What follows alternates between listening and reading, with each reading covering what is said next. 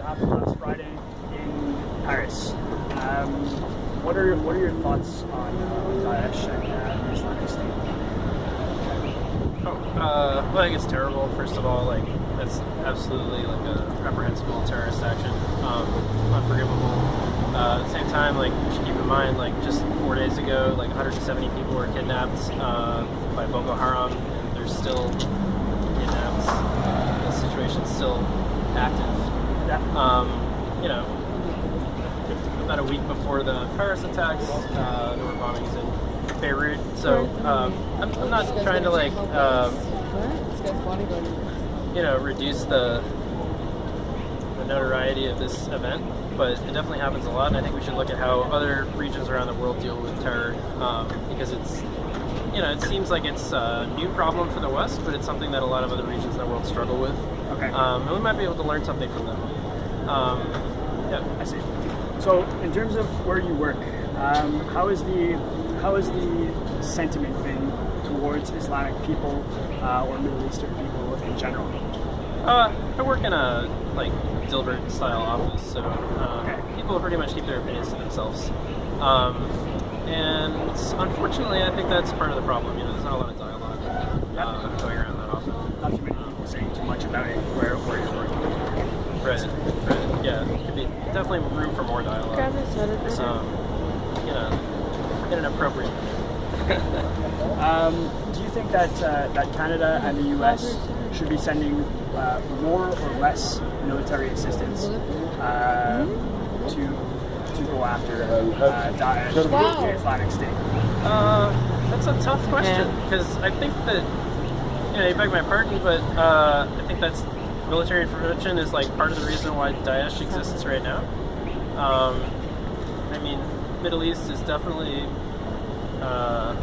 independent region of the world, and has responsibility for a lot of things that happen there. And you could look at the Arab Revolt in the 20s and the rise of the Kingdom of Saudi Arabia as an irreducible and very important part of the rise of fundamentalism and Wahhabism in the Middle East.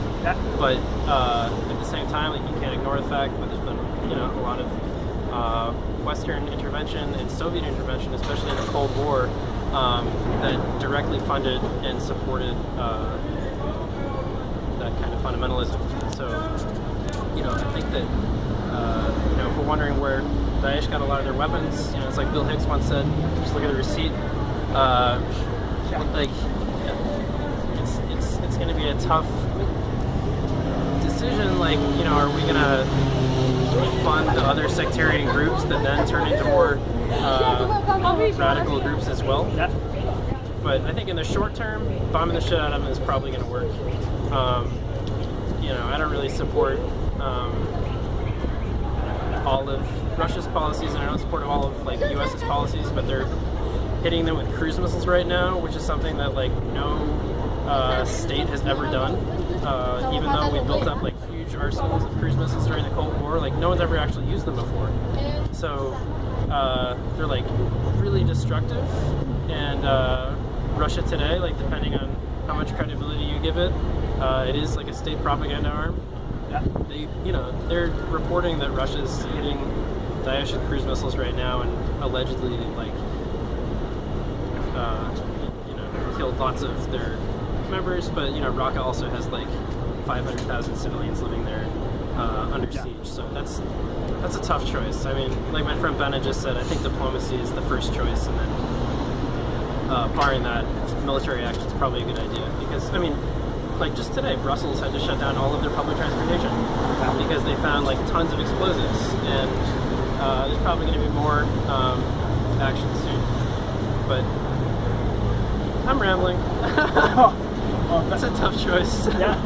I would not want to be the one in the the hot seat making those decisions. That would be understood. Tough choice. But thank you for your time. I'm going to go try to find my